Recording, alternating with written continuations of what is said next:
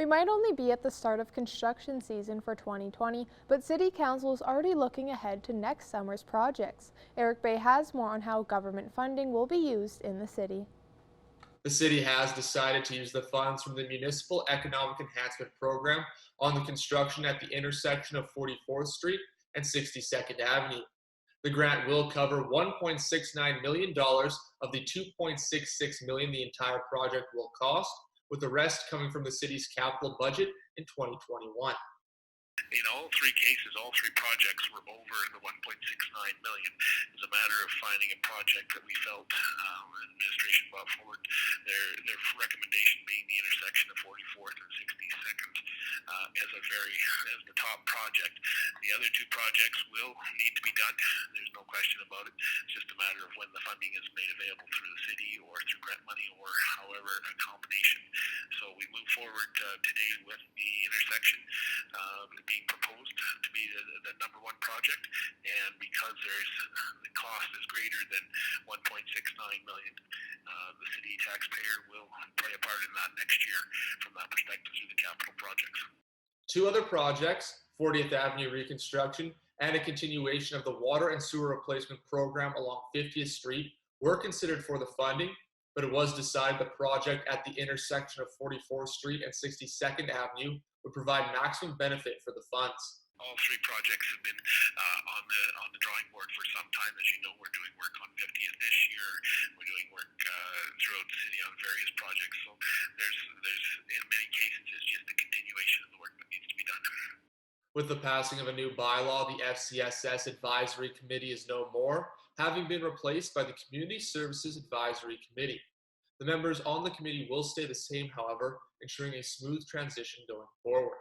We were required to, in essence, appoint people to that committee. So those 7 individuals already have a great deal of experience on that committee, and they'll be joined by Councillor Buckingham this fall on that committee for any intake of applications for money. So it'll be very seamless. The individuals, I've had a chance to work on that committee just once, and they're all very dedicated and very keen to provide input and support to all groups in the community, and they do a tough job trying to evaluate and figure out how to best allocate the dollars that we receive from the Saskatchewan government or Alberta government towards improving the social needs of our community. Council also awarded a contract for the demolition of the Community Services Building here in Lloydminster. The cost of the demolition will be $185,500, and that will be applied on this year's capital budget. The demolition is expected to begin in July and be finished in late August. Eric Bay, Primetime Local News. A Lloydminster woman is on a mission to get a message to parents. Check your kids' electronics. Desiree Cornett Will's son, Jaden, took his own life just over a year ago at the age of 15. Desiree is hoping other parents don't have to live through the heartbreak that she did. Stacey Comer sat down with her to discuss the issue. Desiree Cornett Weil is joining us today on Primetime Local News. And Desiree, I want to thank you for speaking with us today. This is a difficult subject, but thank you so much for taking time to talk to us. Thank you very much for having me. Now, one thing we want to discuss is your son, Jaden. Unfortunately, just over a year ago, he took his own life. You've been on a crusade ever since to try and, prevent anti-bullying, to have parents check their phones, the kids' phones. Tell me a little bit about Jaden and as much as you can in regards to what happened last year. Well, Jaden was a beautiful soul. He lived to help people, especially his friends and anybody that needed it. This last year's been tough. I've really been trying to reach out to the kids his age. He loved to play hockey. He loved to sing. He just loved life. And going through his phone, I did find the positive stuff. I found how he talked about he loved his life and how he talked about his little brothers. And what's devastating is the conversations and the comments that I can see that are deleted. There's secret files that these children can have in Snapchat, and there's just stuff that I didn't know. I missed it. I missed all of it.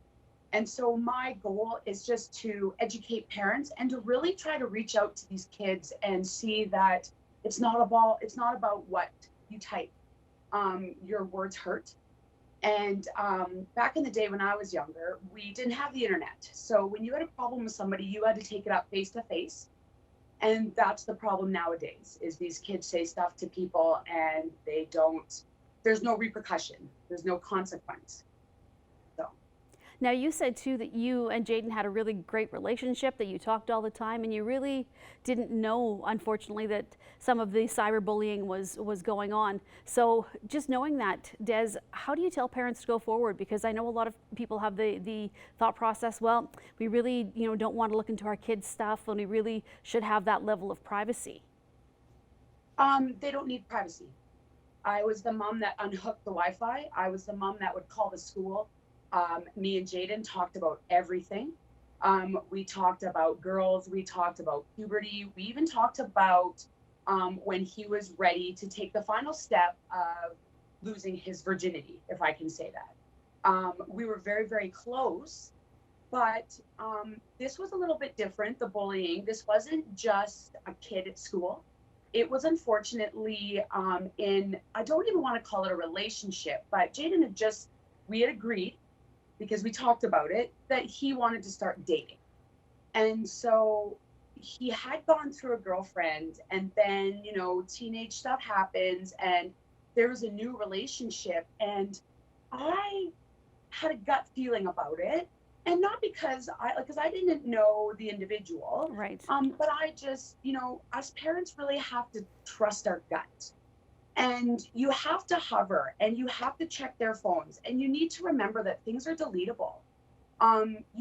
If you're paying their bill, they don't need privacy.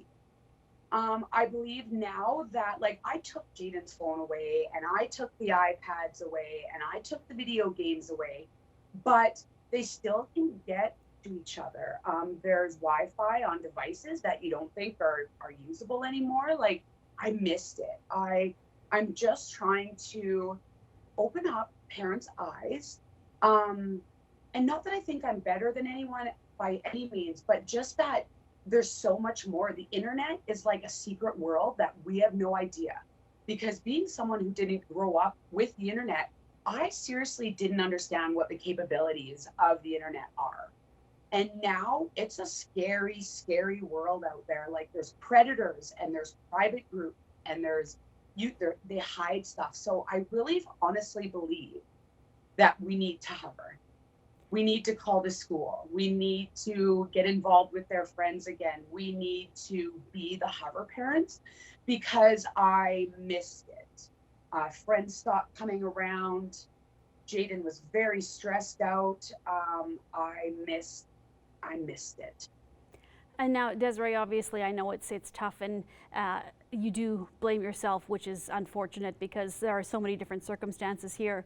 I know Jaden had a lot of friends, and I still see that on your Facebook page, and just through friends of his that I am in contact with, and they all still support you. And you had the vigil last week, and they supported that. How important is that to still have his friend circle supporting you and your family?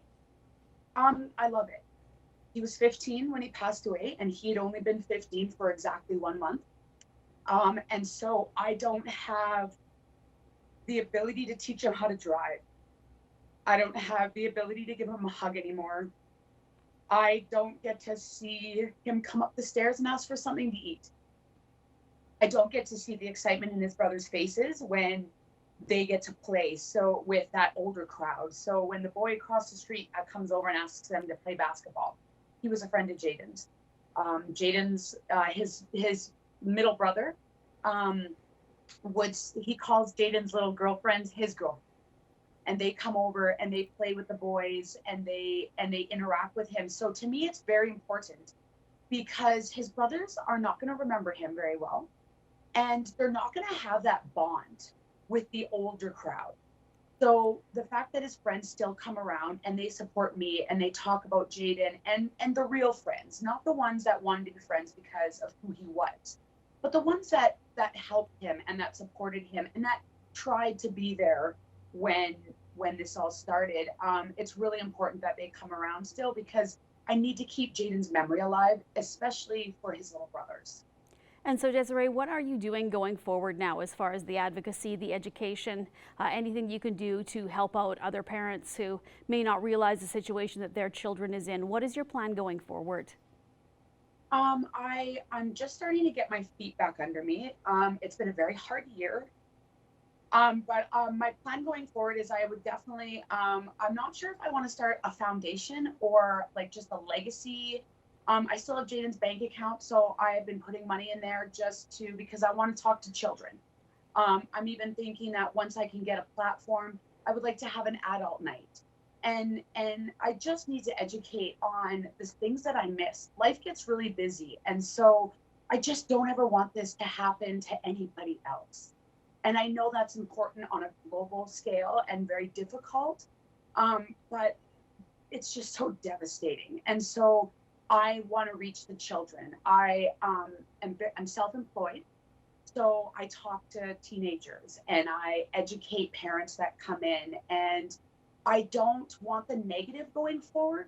I need Jaden's name to live in the positive light and to help educate people going forward and to let kids know that they do have a voice. Self-esteem is a big thing, and if you don't feel comfortable speaking, there's places that kids can go. Our doors are always open. Our parents are there to listen, and I know there's rules, and your parents get mad at you, but your parents are your number one advocate. And if you don't feel that you can go to your parent, go to another adult, go to a school counselor. So in going forward, I just want to keep Jaden's memory alive because Jaden loved to help people. And so I will live to help people and to help these kids and to give them a voice and just to help them with the self-esteem to speak up. Well, Desiree, thank you so much for joining us today. I really appreciate you talking to us. This is a very difficult subject. For now, Des, if anybody wants to get in touch with you, if you would like to maybe come out and speak to a group, that sort of thing, what is the best way to do that? Well, I own my own business on Highway 16, Dark Hour Inc. Please feel free to come in. I'm on Instagram, InkLady31. I'm on Facebook. I'm very busy right now with the business due to the craziness that everybody's trying to come out from. But please, if I don't get back to you right away, don't give up on me. I am around. I am here. So any sort of platform you want to get a hold of me, my email, just call the shop. Okay, great. Well, Desiree, once again, thank you so much for talking to us, and good luck with this. I know that out of this tragedy, you're going to do a lot of good in the world. So once again, thanks for taking the time to talk to us. Thank you very much. Now our Connor Chan will take a look at your weather.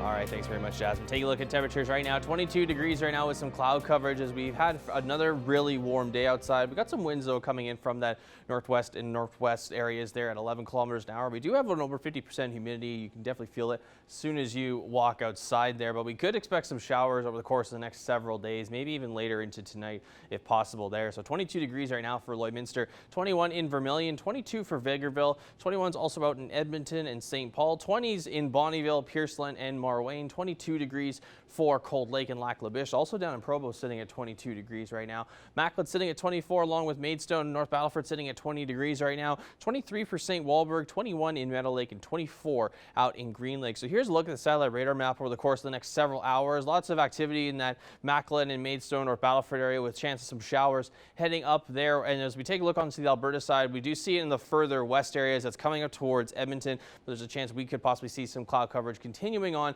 as well as even some showers over the course of the next several days. So here is a look at some regional temperatures right now. Currently, as I mentioned, North Battleford will see some showers overnight. Tomorrow, clear day there at a high 25 degrees with mostly sun and a few clouds. Overnight in Cold Lake, some little bit of cloud coverage overnight sitting at 11 with 24 degrees being the daytime high for tomorrow. And for us here in Lloydminster, 11 degrees overnight with a few clouds, and then we will see a high of 24 tomorrow with our daytime high with a sun and cloud mix. So here's a look at the next 3 days. As we head into Friday, that's when we could possibly see the showers start there with that 57% chance there, and then with that high of 24 degrees and a 66% chance on Saturday with a daytime high there of 19. We will take a little bit of a commercial break right now, but when we come back, we'll have more primetime local news.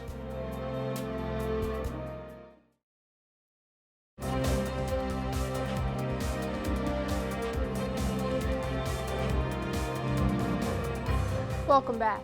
It was graduation day for grade 12 students at Holy Rosary High School. This ceremony was different than ones in years past. Let's take a look.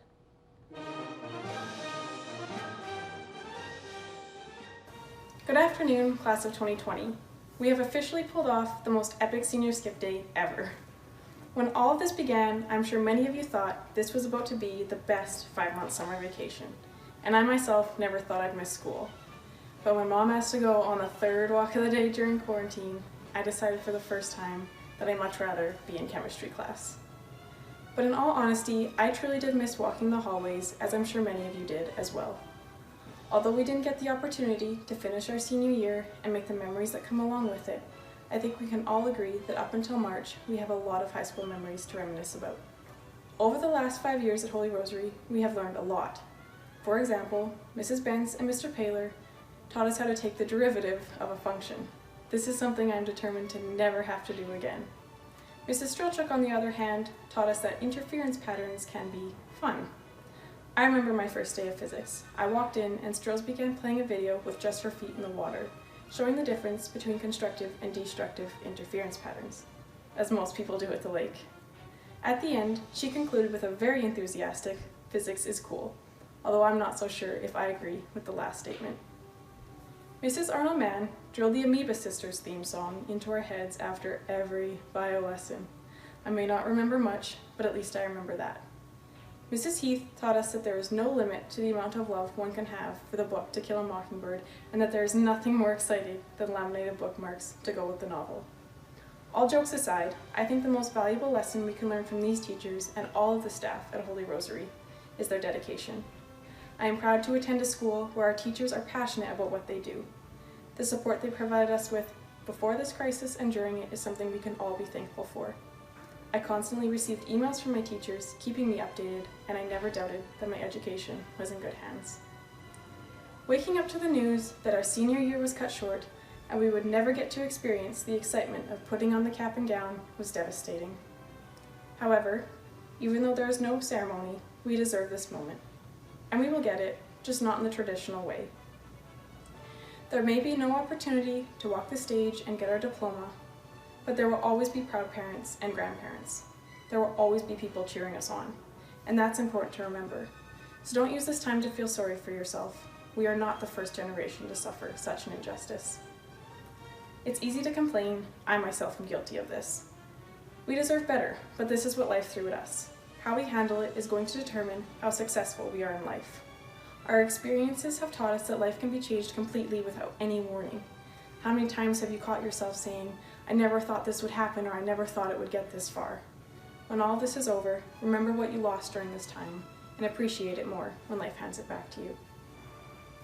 I'd now like to take a moment on behalf of myself and the graduates to thank the people who have brought us here. To our parents, for the countless ways you have supported us. Through 12 years of education, you have sacrificed time, money, and effort to ensure that we reached our goals and became successful adults. For attending all the sporting activities, band concerts, and school plays. For sending food in our lunches, paying class fees, and listening to our complaints. You commiserate over our daily dramas, but you tried to give us enough space to work things out for ourselves. For picking us up when we failed and ensuring us it would work itself out. As my parents always said, just do your best and forget the rest. Your unwavering support and belief in us is what brought us here. To our teachers, for sharing your time, wisdom, and passion with us. Although it may have been your job to do so, what you did went above and beyond. For taking the time to mark our tests so we had them back as quickly as possible. Yet even more importantly, patiently answering the dreaded question every week, did you mark our tests yet? For explaining assignments, sometimes twice, when we weren't paying attention. And for understanding that dogs really can eat anything from our homework to our gym shorts. You spent lunch and after school hours unselfishly giving extra help. Although we may not have shown it all the time, we do appreciate everything you do. Thanks for setting the bar high and challenging us to reach for it. To our coaches and club leaders, thank you for making school about more than class. You demanded excellence in ways that were different than percentage marks. You pushed us to do our best and challenged us to work harder. Through you, we have learned to persevere in the face of adversity and the power of sportsmanship. We learn to give it our best effort, win or lose, and this is a life skill that will stretch far beyond school. To our custodial and cafeteria staff, thank you for keeping our school clean, but even more importantly, making the best poutine on Fridays. To our principal, vice principals, and all the office staff, thank you for making sure that things were always running smoothly so our teachers could concentrate on us. I know it's not easy harassing us all day to go to study hall or to get that assignment done in tutorial, yet know that we're better off for it. And last but not least, to our career counselors, thank you for keeping us on the right track for graduation. The application process became easier and a great amount of stress was alleviated because of you. We began high school as children, but we're leaving as adults. We still have plenty to learn, yet we've completed a basic education that will serve as the platform we use to launch ourselves into our futures. Some will go on to college, some university, others will head straight to the workforce. Many of us may not know what the future holds, and that's not a question we can ask Siri or Google, although we wish it was. Yet it's okay not to know. No matter where we go or what we do, there are challenges ahead of us. Using the knowledge we have gained here, we can begin to see failure as a learning opportunity and use it as a driving force of our success. At the end of the day, the most important thing we have gained here is not our likes, favorites, or followers. It is the relationships we have gained and the people we have formed because of that. As Denzel Washington once said, it's the chances you take, the people you meet, the people you love, and the faith that you have. That's what's going to define you. From the bottom of my heart, thank you for the past 5 years of high school, and best of luck in your future.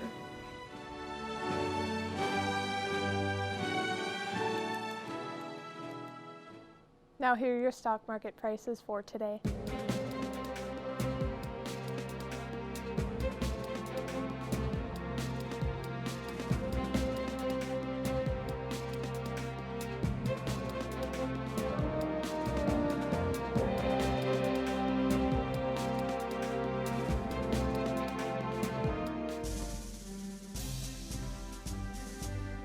Today's oil prices are brought to you by First General Services.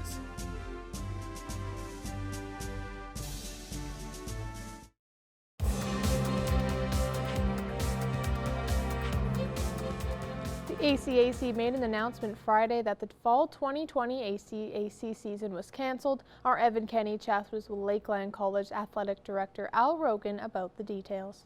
Joining me today to talk about the 2020-2021 ACAC season is Lakeland College Athletic Director Al Rogan. Al, thanks for taking this time. Hey, thanks for having me. Appreciate being here. Now, the ACAC made up some decisions last Friday. Al, why don't you just go ahead and tell us what some of those decisions are as per the ACAC season, and as well just your thoughts on some of the decisions made so far. Yeah, for sure. Over the last probably couple months, they've been looking at the landscape and where we're going to be going as far as sport goes, and they kind of have come in line with a lot of other sport organizations, ACA or CCAA, as well as U Sport, where they've made a decision to cancel all fall sport competitions. So the sports that run in the fall completely, like soccer and cross country, what they're doing with those right now, the plan is to try and play those in the spring. So delay the start time of soccer and cross country. So hopefully they're looking at a potentially April, May kind of schedule for that. But, they haven't quite got that flushed out at this point in time. And then for our winter sports, curling, volleyball, basketball, those sports and futsal, they're going to hopefully be able to start those January 1st. So start competitions the first weekend in January or whenever whenever we had it scheduled, and then play the second semester out as we normally would. Just they wouldn't be competing in the first semester. Now, Al, from your perspective, how important is it for yourself to have athletics at Lakeland in this upcoming year? I mean, obviously, the ACAC as well as the different schools have gone through big measures, even, as you mentioned, just bringing fall sports into the spring. Just how important is it having the sports this season? For all institutions, I think it's really important, but I can really only speak on behalf of Lakeland. For us, it's really important to have student athletes here on campus. to have student athletes here, to give them a gap year, I guess what some people are calling it right now. You know, students, sometimes they make decisions to move on with their lives. They don't come back to finish their playing career. Our coaches have done a really good job, along with all of our administration at the college, to be able to build our athletics program to a point where, we're competing. We have students wanting to come here, and, through no fault of anybody, we're in this new environment that is going to create some challenges. So for us, it's important to have our student athletes here on campus, not having them take a year off. Once again, we can't control what their decisions are going to be in this new environment, but if for those student athletes who want to be here, we definitely want to supply that opportunity for them to be on campus training and then hopefully competing in the second semester. Now, Al, is there a bit of a worry? And if so, how big of a worry is there that this second wave or a potential second wave of COVID could come along and really throw a wrench in the winter semester plans? Oh, absolutely. It's, everybody's talking about a second wave coming, and, it's definitely a possibility. Every institution's kind of looking at it and going, well, we have to deal with what we have in front of us right now. And right now, we're preparing that there's going to be a second semester. The ACAC as well as the CCAA have come out and said, you know what, we're planning for the second semester to occur. And if the variables change, then we'll have to adjust as they come up. And if it means that a second wave comes and we're not able to compete in the second semester, then we'll cross that bridge when we get to it. Hopefully not. Obviously, student athletes come, they want to compete, they want to play, they want to be in class, they want to work towards progression in their education. But we can only address what we know is in front of us right now. And right now we know there's no fall, and we're going to prepare for the winter. Well, Al, I appreciate you taking this time and giving us some insight from the ACAC. This is Al Rogan, Athletic Director with Lakeland College. Perfect. Thanks for having me. Now our Connor Chan will take a look at your weather.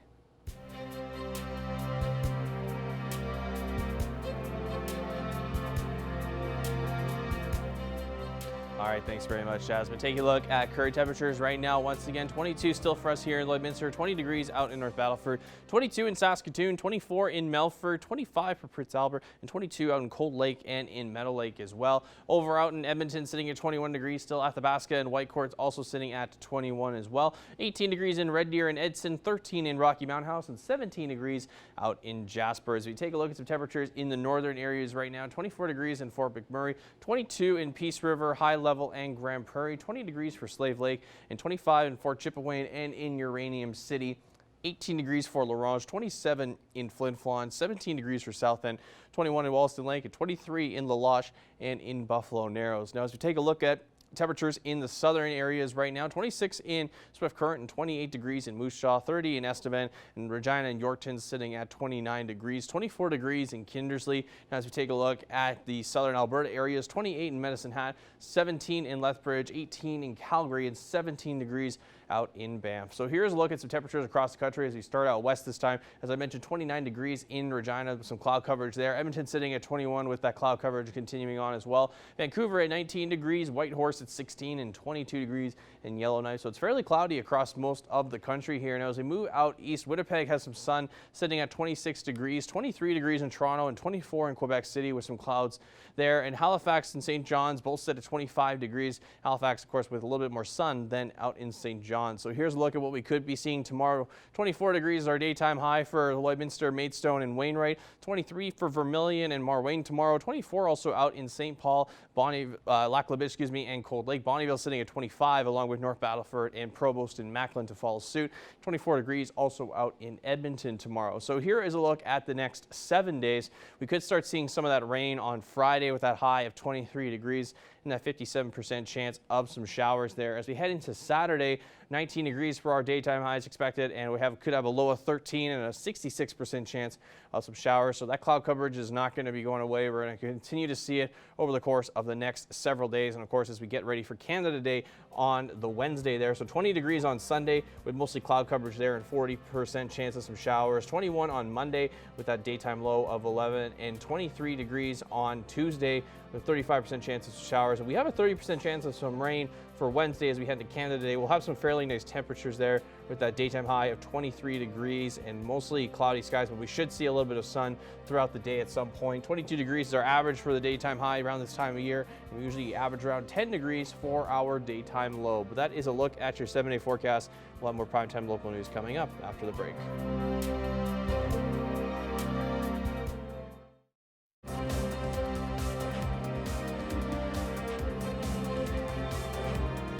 Malcolm Radke, the CEO of the Lloydminster Regional Health Foundation, joins me once again. Malcolm, first off, thanks so much for taking time out of your busy schedule to talk with us. Hey, thanks for the coverage. Always great to chat with you. Absolutely. Now, recently you guys were the recipients of some financial help and some funds. So just talk about those funds that came in for the Lloyd Hospital there. Yeah, so national campaign, we're part of a national campaign with every other hospital foundation across the country. It's called the Frontline Fund, and basically it's a quick and easy way for the bigger national corporations to get their donation funds into the hands of the frontline workers as quickly as possible. So yeah, that fund itself has cracked 12 million. Now, obviously, you have to divide that by a couple hundred hospitals across the country. Locally here, we've already received about 30,000, and we expect it to hit as much as 100,000 by the time we're done. So yeah, it's positive news. You know, in addition to the support we always seem to get locally from the small businesses and the people who live here. You know, a lot of those national brands have a presence in our community, and the local population supports those companies. So it's always great when they do give back and help out as well. So yeah, happy and thankful for those guys. And where does that money go towards in the end? I know it probably goes into some of the protective equipment to cover some of those costs, but also in terms of within the Regional Health Foundation, does it go to some of those other programs that you have going on? Yeah, so locally here, it'll go directly into our COVID-19 emergency fund, which I think long-term will probably shift into a bit of a pandemic readiness emergency fund. As you mentioned, the first thing we did was purchase PPE very quickly for all the local frontline workers.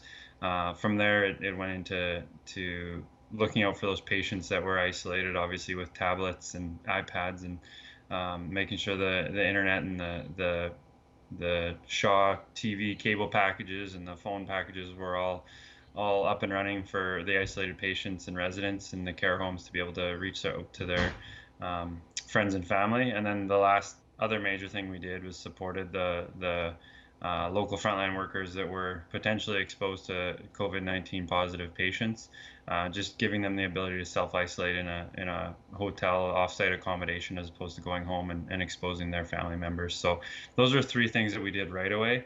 Long term, like I mentioned, we'll have to shift gears here and now start to look at what our hospital and what our community long-term needs in terms of, you know, more mental health and addiction support, and kind of in response to the economic impact of the COVID-19 pandemic, as well as how do we upgrade our hospital and other facilities so that we're as ready as possible to handle this regionally in the future, no matter what happens globally. Now, of course, a couple of weeks ago, the Alberta government announced that virtual appointments are a thing going forward. Now, for here, I know there's a lot of rural communities as well. So how important is it to have those and give those residents here, especially in the border city, as we are both Alberta and Saskatchewan, to give them those options to do virtual appointments there? Yeah, you nailed it. As a fairly rural community, you know, our catchment area for healthcare services is actually 72,000, even though there's only 32,000 here in Lloydminster. So I think one benefit first and foremost is those folks don't have to drive into town for those routine checkups or follow-ups where it's, you know, a 5-10 minute conversation. Now, instead of taking the whole day off and planning your day or your week around that appointment, they're able to do it from the comfort of their own home. It also means our local physicians here can have flexibility to book in with you based on what works for your schedule and their schedule, potentially even outside of office hours, just depending, you know, what your work week is like.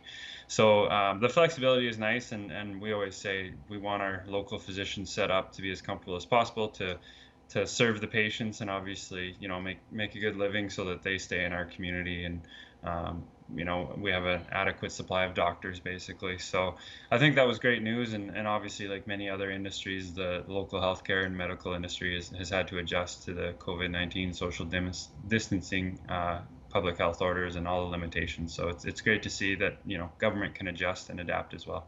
From an organizational standpoint, of course, there hasn't been any recent news of COVID outbreaks here at the Lid Hospital. Does that give you, as a CEO, there kind of some confidence knowing that the people in the hospital are doing the right thing there and making sure that we're all staying safe there?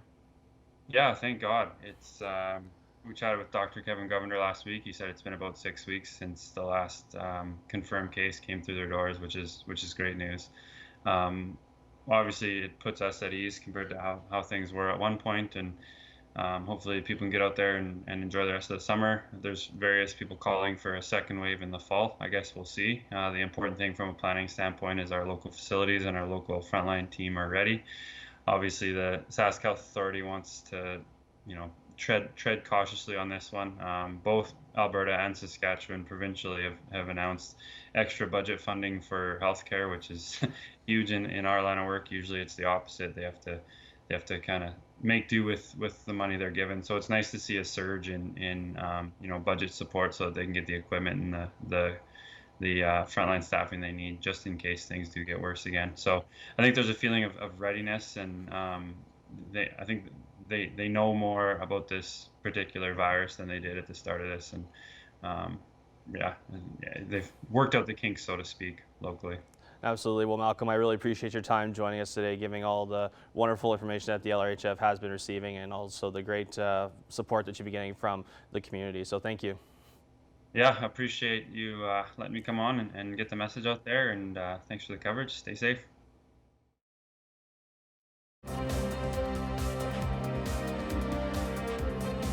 I'm joined here with Jared Russell, and this year you are once again participating in the Great Cycle Challenge. So for someone who doesn't know, I know you have a bit of a background with cancer. Can you explain that?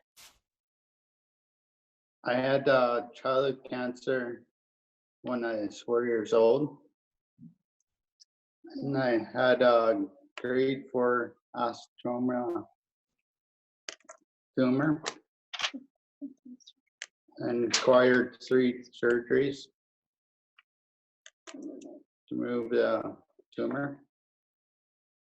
And you're once again doing the Great Cycle Challenge this year. Can you explain what the Great Cycle Challenge is? It's for the kids that have cancer, and it's in Toronto, Sick Kids Foundation. And how do you participate in it? I know you like to bike, so can you explain why you got involved and how you did get involved? I had my Great Comet bike in 2014, and I was going to go in concert for Alberta, the Conquer Cancer. and concert cancer, and I my brother-in-law said that I was too hard for 2 days. This would be better for getting out and get some exercise and helping children with cancer at the same time. And in 2016, it's gonna be my 5th year doing it. And how does it work? And how does the donation process really work? They go Online. online, the profile, like Great Cycle Challenge, and they go to my profile and they go Donate to you. donate to me. The rider is Jared Russell.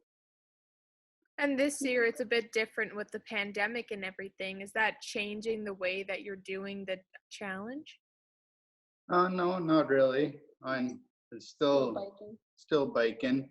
Usually I start in June, but COVID-19, we're starting in August. And the 4 years I did this as $112,000 raised, and biked over 4,000 kilometers. And your goal this year? My goal is to 1,200 kilometers over the 31 days and raised 10,000. That sounds awesome. And if people want to get involved and they want to donate to you, how can they do so?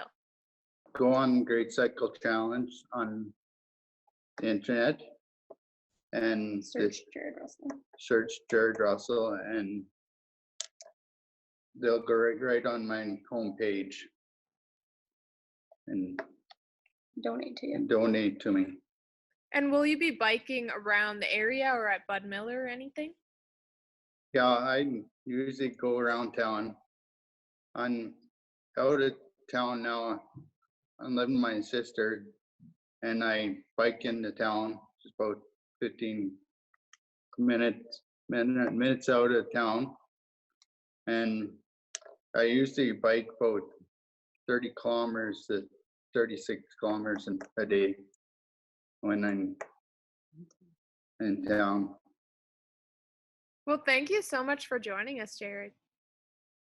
Yeah, welcome. Thanks and best of luck with the challenge. All right, here's a look at your 7-day forecast. 24 degrees Friday, 23 Friday, 19 degrees Saturday, 20 on Sunday, 21 on Monday, 23 Tuesday, and also 23 on Wednesday.